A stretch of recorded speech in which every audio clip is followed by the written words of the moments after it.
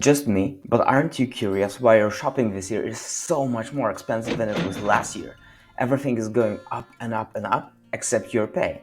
Well, in today's video, I want to talk to you about how you can save up to 20% of your shopping bill following 7 simple rules that I found out during my 2 years in Lithuania. Hey guys, my name is Domas and I have been living in Lithuania for the past 2 years. And if you didn't know, it's right next to Russia and Belarus and in very close proximity to Ukraine. As you guys already know, these countries are all going through some serious scuffle, and my country is right next to theirs on their front lawn. What's happening is horrible and is affecting millions of people in a very negative way. And what I'm here to do is to help you see how you can still make the best of the current situation, or at least make it more manageable for yourself, since government and other institutions are not making it easier for us simple people. For example, when I lived in Ireland 2 years ago, I used to buy coffee for €2.50. I came back to Lithuania, it was just €1.50. Now, just 2 years later, it's also €2.50 here, and the quality of life has not increased, salary has not increased here as much, only the prices did. The reason for that is that the war we have here was going on between Russia and Ukraine. Now that people are being drafted into military service in Russia, prices are going absolutely crazy. So just 2 years later, I can see the prices rising ridiculously, mostly because of the escalation of this war, which is still going on and is affecting all of the industries and prices through various channels. However, now I know that I can still save money because I want to save money, and I understand how important it is and how it is impacting my whole family, friends, my life, and how in the long term things are not going to get any better and likely they're just going to get worse. So I understand that what I need to do is prepare for myself and for my family. And I realized that even though my income is very, very limited compared to what it could be, and compared to expenses, so I'm still able to save money if I implement special strategies and planning into my life. And in today's video, I'll take you through these 7 strategies that you can implement to make your life easier and prepare for what's coming next. I used to think that I was rich because I used to live in Ireland, where things are a relatively good price compared to income. Now that I'm living here in Lithuania, I'm realizing that things are really, really stupidly expensive compared to income, and it's all mainly because of the war in Ukraine. Presently, the situation does not seem to be improving, especially now that Putin is calling up a lot of people into mandatory service. And what we're seeing here in Lithuania because of that is a lot of refugees, not only from Ukraine, but also immigrants from Belarus and immigrants and deserters from Russia that are flooding Lithuania and the surrounding countries. As a consequence, things are becoming even more expensive at an alarming rate. How can you actually save money when prices are only increasing but your income is staying stable? Well, firstly, let's look at the reasons for the increase, and then we'll see what are the best strategies for tackling. So let's cover the main reasons for food becoming more expensive.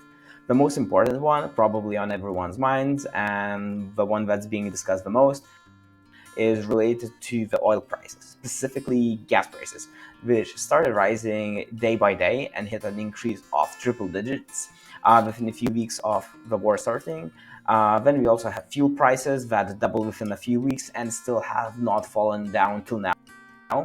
Now, it costs more in petrol to deliver goods to the shop. Packaging is also more expensive because everything is made from oil products such related to plastic.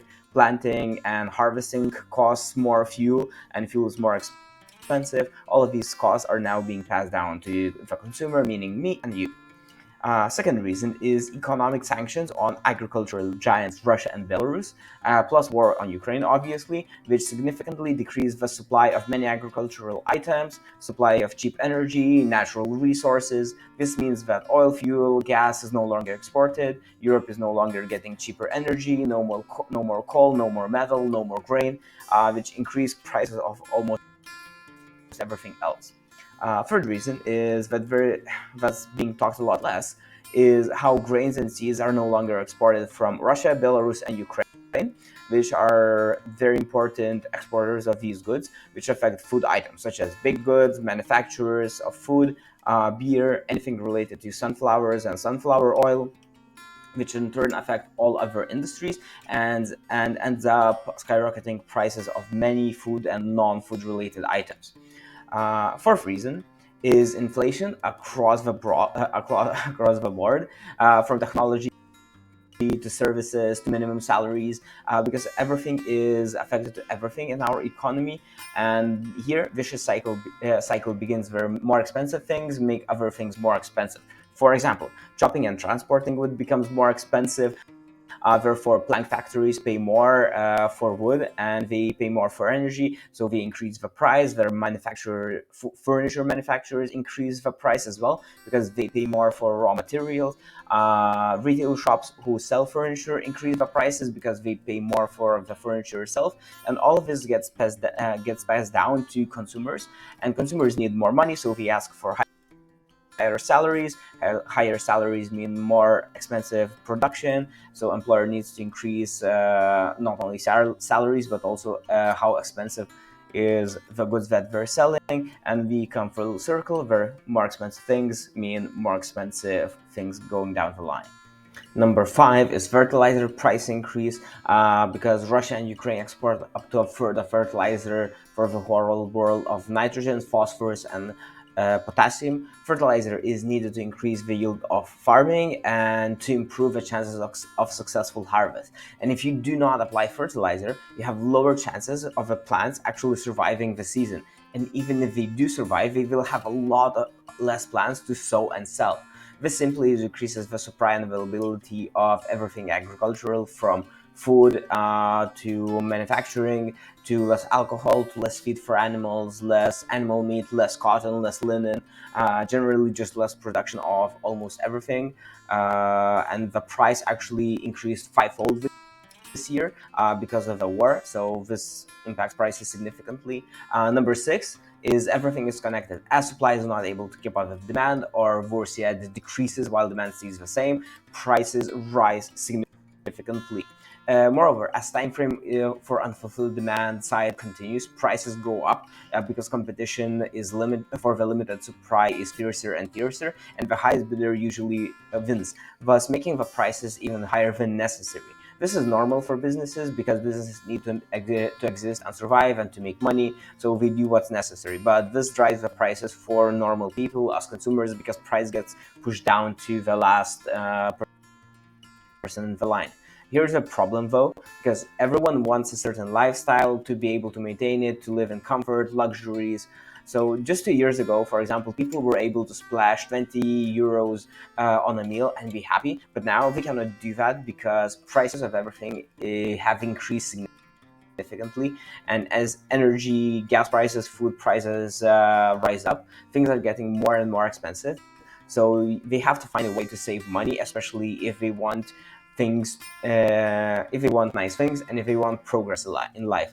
And this is not sustainable to keep spending and spending if pay isn't rising while prices keep going up. So if everything stays the same, this will be a significant problem that we are facing. Now, you have the same amount of money for things costing more and more, then you have less disposable income at the end of the month. What that means for you and your savings is that you either can't save more, or that you start saving less and can go on a holiday, can get the things you want, can upgrade your car, your phone, whatever that means for you. So what can you do?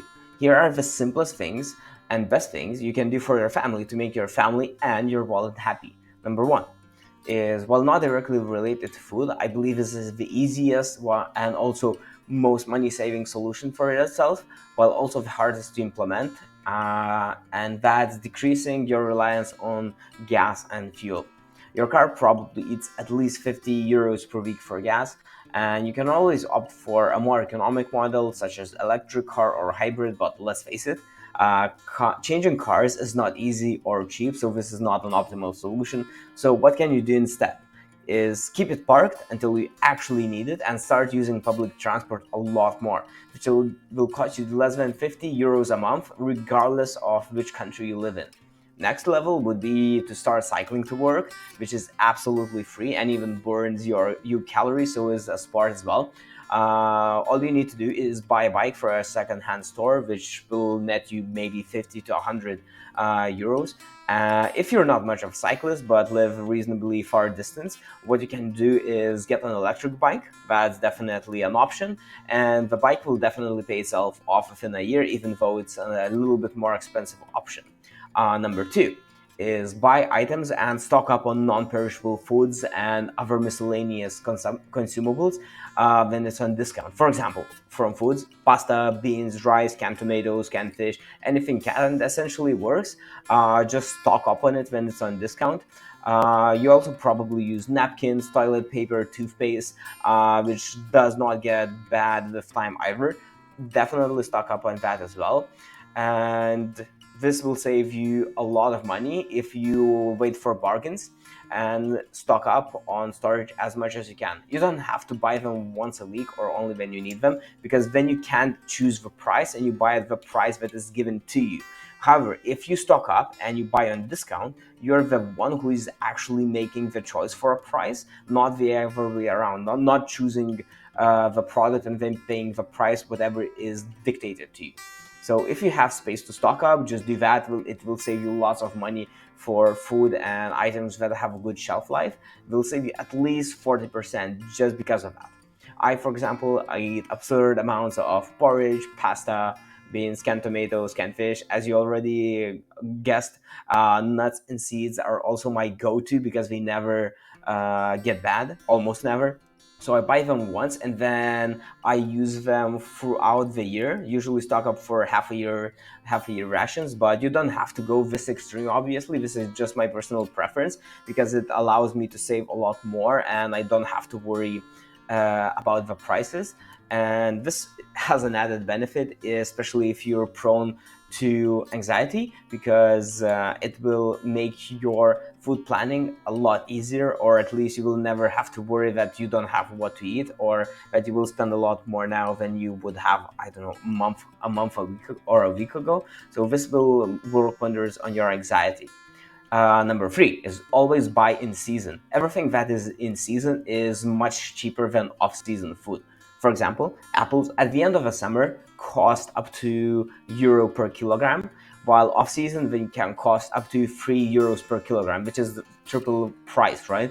The same applies to absolutely all other vegetables and fruits. So eat in season, just as your ancestors did and intended, and your wallet and your gut will both be happier.